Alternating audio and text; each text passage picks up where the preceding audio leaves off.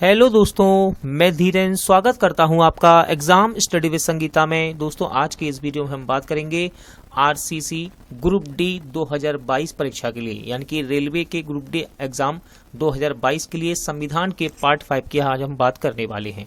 दोस्तों, इस पार्ट में आज हम टॉप 25 एमसीक्यू क्वेश्चन को प्रैक्टिस करेंगे, जो कि सभी क्वेश्चन रेलवे की परीक्षा में पूछे गए हैं।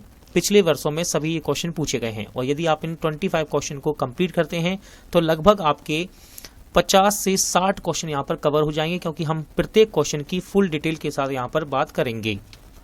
और दोस्तों, ये संविधान का पार्ट 5 है और यदि आपने इससे पहले के पार्ट नहीं देखे हैं तो आप प्ले लिस्ट में जाकर देख सकते हैं। सभी पार्ट आपके आने वाली प्रतियोगिता परीक्षा के लिए इंपॉर्टेंट साबित रहेंगे।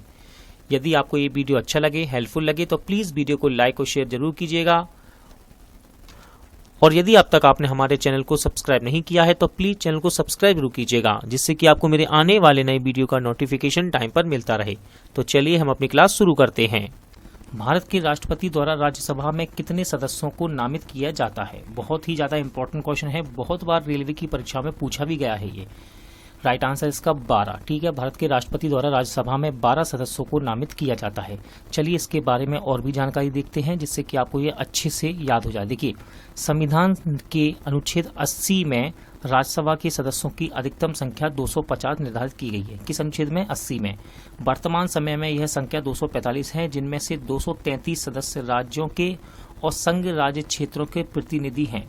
12 सदस्य राष्ट्रपति द्वारा मनोनीत होते हैं। ये 12 सदस्य साहित्य, कला, विज्ञान, समाज सेवा क्षेत्र से लिए जाते हैं।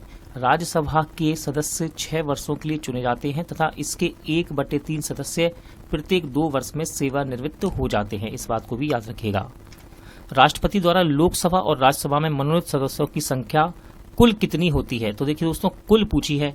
अभी हमने राज्यसभा की देखी थी इससे पहले, ठीक है ना, राज्यसभा में। अब यहाँ पर कह दिया कि राज्यसभा और लोकसभा में टोटल कितने मनोनीत करता है, तो आंसर है इसका 14, यानी कि ऑप्शन डी। ठीक है दोस्तों, राष्ट्रपति, लोकसभा और राज्यसभा में मनोनीत सदस्यों की कुल संख्या कितनी होती है? 14, यानी कि 14। देखिए, कुछ इंपॉर्टेंट फैक्ट यहाँ दिए हैं। राष्ट्रपति लोकसभा और राज्यसभा में 14 सदस्यों को मनोनीत करता है। राज्यसभा में अनुच्छेद 80(1) के अंतर्गत राष्ट्रपति 12 सदस्यों को मनोनीत करता है। यह मनोनयन साहित्य, कला, विज्ञान, समाज सेवा और खेल जगत की प्रसिद्ध हस्तियों में से किया जाता है। जबकि लोकसभा में अनुच्छेद 331, याद रखिएगा, लोकसभा में अनुच्छेद 331 के अंतर्गत राष्ट्रपति 2 एंग्लो इंडियन सदस्यों को मनोनयन करता है, यानी कि नामित कर सकता है। अगला क्वेश्चन है, राष्ट्रपति के शासन के अधीन किस राज्य का बजट के समक्ष पेश किया जाता है? तो सही आंसर है लोकसभा। ठीक है, राष्ट्रपति शासन के अधीन किसी राज्य का बजट लोकसभा के समक्ष पेश किया जाता है। देखिए, यहाँ से इंपॉर्टेंट फैक्ट यहाँ पर दिए हैं। भारतीय संविधान के अनुच्छेद 356 के अंतर्गत राष्ट्रपति शासन का प्रावधान है। तो राष्ट्रपति शासन का प्रावधान याद रखिएगा, अनुच्छेद 356। इसके अनुसार राष्ट्रपति को यह ज्ञात हो जाए कि किसी राज्य की शासन व्यवस्था संविधान के अनुसार नहीं चलाई जा रही है, तो राष्ट्रपति वहां राष्ट्रपति शासन लागू कर सकता है। राष्ट्रपति शासन लागू होने से राज्य की सरकार और विधानमंडल भंग हो जाएंगे। राज्यपाल राष्ट्रपति के प्रतिनिधि के रूप में शासन चलाएगा तथा राज्य की समस्त विधायियां और वित्तीय कार्य संघ की संसद द्वारा किए जाएंगे। अतः राष्ट्रपति शासन में राज्य का बजट लोकसभा में पेश किया जाएगा। कौन भारत का पहला नागरिक होता है? तो याद रखिएगा, भारत का पहला नागरिक होता है दोस्तों राष्ट्रपति, यानी कि ऑप्शन डी। ठीक है, राष्ट्रपति भारत का पहला नागरिक होता है। देखिए, इंपॉर्टेंट फैक्ट यहाँ दिए हैं, याद रखिएगा। भारत के राष्ट्रपति राष्ट्र प्रमुख और भारत के प्रथम नागरिक हैं। भारतीय संविधान के अनुच्छेद 52, ठीक है, अनुच्छेद 52 में राष्ट्रपति का उल्लेख है। 72वां अनुच्छेद राष्ट्रपति को न्याय की शक्तियां देता है कि वह दंड का उन्मूलन, क्षमा, प्रविलंबन, परिहार, परिवर्तन कर सकता है। वर्तमान में भारत के 14वें राष्ट्रपति रामनाथ कोविंद हैं। अगला क्वेश्चन देखते हैं, निम्नलिखित में से किस भारतीय राष्ट्रपति का कार्यकाल सबसे लंबा रहा है? देखिए, 4 ऑप्शन आपको दिए हुए हैं, इसमें से आपको चुनना है। तो राइट आंसर है ऑप्शन ए, यानी कि डॉक्टर राजेंद्र प्रसाद। ठीक है दोस्तों, डॉक्टर राजेंद्र प्रसाद का कार्यकाल सबसे लंबा रहा है। देखिए, डॉक्टर राजेंद्र प्रसाद का कार्यकाल 26/1/1950 से 13/5/1962 तक, अर्थात लगभग 2 बार एकमात्र राष्ट्रपति के रूप में कार्यकाल सबसे लंबा रहा है इनका। ध्यान दीजिएगा, अनुच्छेद 52 के अनुसार राष्ट्रपति देश का संवैधानिक प्रधान होता है तथा भारत का प्रथम नागरिक कहलाता है। कौन सा अनुच्छेद है? 52। राष्ट्रपति का अध्यादेश कितने दिनों तक प्रभावशाली रहता है? राइट आंसर है 6 महीने तक। ठीक है, राष्ट्रपति का अध्यादेश 6 महीने तक प्रभावशाली रहता है। देखिए, संविधान के अनुच्छेद 123 के तहत राष्ट्रपति को संसद के सत्रावसान की अवधि में अध्यादेश जारी करने की शक्ति प्रदान की गई है। कौन सा अनुच्छेद है? 123। इन अध्यादेशों का प्रभाव शक्तियां संसद द्वारा बनाए गए कानून की तरह ही होती हैं, परंतु ये अल्पकालीन होते हैं। इनका प्रभाव 6 महीने तक रहता है। अगला क्वेश्चन है, राष्ट्रपति निर्वाचन के लिए उम्मीदवार की उम्र कितनी होनी चाहिए?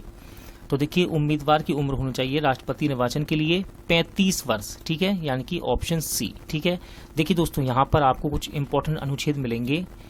ठीक है, राष्ट्रपति से हम इनको भी देख लेते हैं। देखिए, अनुच्छेद 58 के अंतर्गत कोई भी व्यक्ति राष्ट्रपति निर्वाचन होने का पात्र तभी होगा जब वह इन शर्तों को पूरा करेगा। क्या है शर्त? पहली शर्त है भारत का नागरिक हो, 35 वर्ष की आयु पूरी कर चुका हो और लोकसभा का सदस्य निर्वाचित होने के लिए अर्हता हो। अगला क्वेश्चन है, भारत के राष्ट्रपति के कार्य की शपथ कौन दिलाता है? तो भारत के राष्ट्रपति को उसके कार्य की शपथ दिलाता है दोस्तों भारत के मुख्य न्यायाधीश। ठीक है, भारत के जो मुख्य न्यायाधीश हैं वे भारत के राष्ट्रपति को शपथ दिलाते हैं। देखिए, यहाँ पर इंपॉर्टेंट अनुच्छेद दिया गया है इससे संबंधित भारतीय संविधान के अनुच्छेद 60 में। ठीक है, अनुच्छेद 60 में राष्ट्रपति के शपथ ग्रहण के बारे में उल्लेखित है। राष्ट्रपति को सर्वोच्च न्यायालय का मुख्य न्यायाधीश शपथ दिलाता है। अगला क्वेश्चन है, भारत का संवैधानिक प्रमुख कौन होता है? तो सही आंसर है राष्ट्रपति। ठीक है दोस्तों, भारत का संवैधानिक प्रमुख कौन होता है? राष्ट्रपति होता है। देखिए, भारत का संवैधानिक प्रमुख भारत का राष्ट्रपति होता है, जबकि भारत के प्रधानमंत्री को वास्तविक प्रमुख कहा जाता है, क्योंकि भारतीय संविधान के अनुच्छेद 74 फर्स्ट में यह कहा गया है कि राष्ट्रपति की सहायता करने तथा उसे सलाह देने के लिए मंत्री परिषद होगी, जिसका प्रमुख प्रधानमंत्री होगा तथा राष्ट्रपति इस मंत्री परिषद की सलाह के अनुसार अपने कार्यों का निष्पादन करेंगे। अगला क्वेश्चन है, भारत देश के प्रमुख हैं, यानी कि पूछ रहा है कि भारत देश के प्रमुख कौन हैं? तो राइट आंसर है राष्ट्रपति। ठीक है दोस्तों, भारत देश के प्रमुख कौन होते हैं? राष्ट्रपति।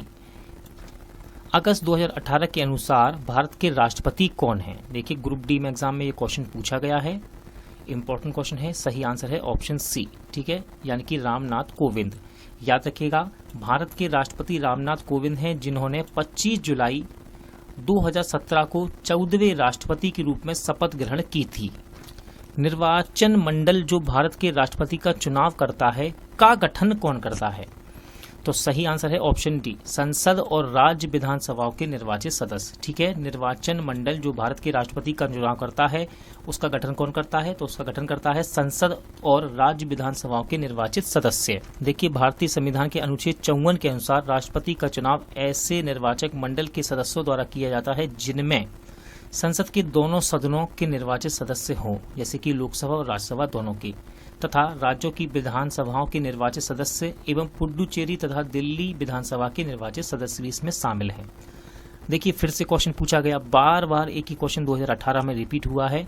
भारत के 14वें राष्ट्रपति के रूप में शपथ लेने से पहले रामनाथ कोविंद कौन सा पदभार संभालते थे? इंपॉर्टेंट क्वेश्चन है। सही आंसर है बिहार के राज्यपाल थे दोस्तों ये। ठीक है ना, बिहार के राज्यपाल थे राष्ट्रपति रामनाथ कोविंद राष्ट्रपति बनने से पहले। देखिए, यहाँ पर लिखा हुआ है, भारत के 14वें राष्ट्रपति के रूप में शपथ लेने से पहले रामनाथ कोविंद बिहार के राज्यपाल थे।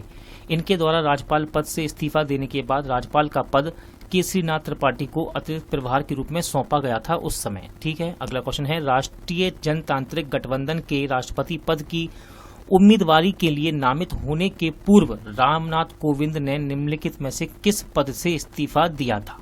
अभी हमने अच्छे से डिस्क्रिप्शन पढ़ी है इसकी डिस्क्रिप्शन, तो आप लगा सकते हैं आंसर। राइट आंसर है ऑप्शन सी, यानी कि ये बिहार के राज्यपाल थे। इंपॉर्टेंट क्वेश्चन रहेगा, भारत के प्रथम मुस्लिम राष्ट्रपति कौन थे? सही आंसर है ऑप्शन बी, यानी कि डॉक्टर जाकिर हुसैन। ठीक है दोस्तों, भारत के प्रथम मुस्लिम राष्ट्रपति कौन थे? डॉक्टर जाकिर हुसैन। देखिए, भारत के प्रथम मुस्लिम राष्ट्रपति डॉक्टर जाकिर हुसैन 13 मई 1967 से 3 मई 1969 तक थे। राष्ट्रपति डॉक्टर जाकिर हुसैन को वर्ष 1954 में पद्म विभूषण और 1963 में शिक्षा और राजनीति के क्षेत्र में उत्कृष्ट योगदान के लिए भारत रत्न से सम्मानित किया जा चुका है। इस बात को याद रखिएगा। डॉक्टर जाकिर हुसैन भारत के पहले राष्ट्रपति हैं जिनकी मृत्यु अपने ऑफिस में हुई थी। देखिए, बहुत ही अच्छा फैक्ट है, याद रखिएगा। डॉक्टर जाकिर हुसैन भारत के पहले राष्ट्रपति थे जिनकी मृत्यु अपने ऑफिस में हुई थी। भारत के माननीय राष्ट्रपति रामनाथ कोविंद किस राज्य से संबंध रखते हैं?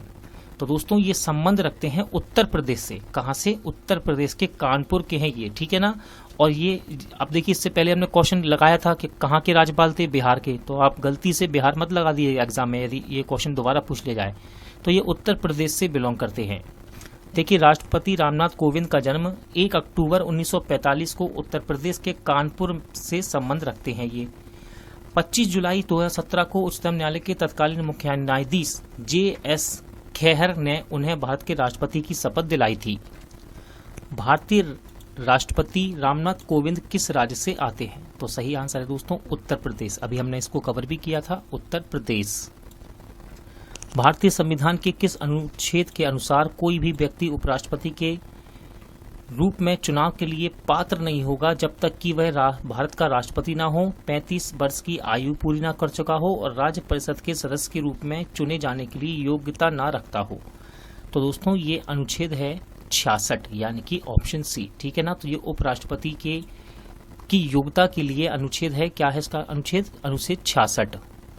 देखिए, ध्यान से देखिएगा, संविधान के अनुच्छेद 63 के अनुसार भारत का एक उपराष्ट्रपति होगा, ठीक है। किसके अनुसार? 63 के अनुसार। जबकि अनुच्छेद 66 के अनुसार इस पद की योग्य तभी होगा, यानी कि अनुच्छेद 66 में योग्यता दी है उपराष्ट्रपति की, जब वह भारत का नागरिक हो, 35 वर्ष की उम्र पूरी कर चुका हो और राज्यसभा सदस्य निर्वाचित होने की योग्यता रखता हो। भारत के प्रथम उपराष्ट्रपति थे डॉक्टर S राधाकृष्णन और वर्तमान में उपराष्ट्रपति कौन है? डॉक्टर M वेंकैया नायडू, ठीक है। उपराष्ट्रपति का कार्यकाल कितने वर्ष का होता है? 5 वर्ष का। अगला क्वेश्चन देखते हैं, निम्न में से कौन भारत की पहली महिला राष्ट्रपति थी? तो भारत की पहली महिला राष्ट्रपति थी प्रतिभा पाटिल, यानी कि ऑप्शन डी याद रखिएगा, प्रतिभा पाटिल भारत की पहली महिला राष्ट्रपति थी। देखिए, प्रतिभा देवी सिंह पाटिल भारत की पहली महिला राष्ट्रपति, क्रम के अनुसार ये 12वीं थी, ठीक है। इनका कार्यकाल 25 जुलाई 2007 से 25 जुलाई 2012 तक रहा। अगला क्वेश्चन है, भारत के राष्ट्रपति की पद की शपथ कौन दिलाता है? तो दोस्तों भारत के राष्ट्रपति को पद की शपथ दिलाता है भारत का मुख्य न्यायाधीश, ठीक है। याद रखिएगा, भारत के राष्ट्रपति को उसके पद की शपथ भारत का मुख्य न्यायाधीश दिलाता है। देखिए, भारत के राष्ट्रपति को शपथ भारत के मुख्य न्यायाधीश द्वारा दिलाई जाती है। भारत के राष्ट्रपति के चुनाव का उल्लेख अनुच्छेद 54 में है, ठीक है। भारत के राष्ट्रपति के चुनाव का उल्लेख अनुच्छेद 54 में है। उसके अनुसार राष्ट्रपति का चुनाव अप्रत्यक्ष रूप से होता है, जिसे अनुपातिक प्रतिनिधित्व या फिर एकल संक्रमणीय मत पद्धति द्वारा गुप्त रूप से किया जाता है। अगला क्वेश्चन है, रामनाथ कोविंद भारत के 14वें राष्ट्रपति बनने के लिए किससे पराजित किया था इन्होंने?